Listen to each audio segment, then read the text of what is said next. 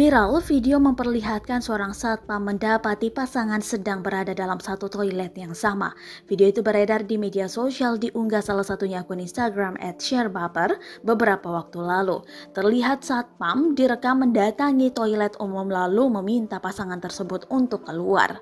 Menunggu beberapa saat, pintu toilet pun terbuka dan ternyata ada seorang pria, juga wanita yang ada di dalam. Si pria terlihat mengenakan kaos dan celana pendek keluar lebih dulu. Lalu seorang wanita masih berada di dalam sambil merapikan rambut dan membenarkan baju yang dikenakannya. Si satpam pun bertanya tujuan keduanya masuk dalam satu toilet yang sama.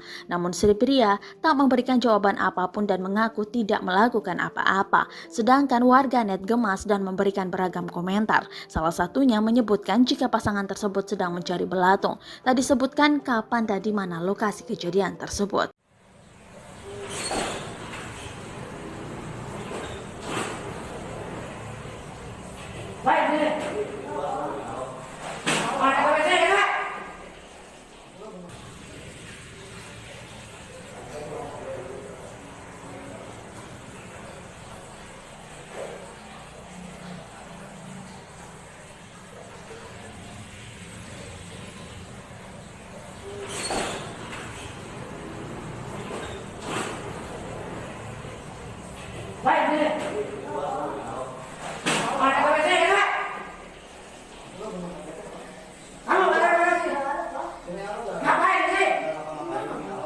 Terima kasih sudah nonton.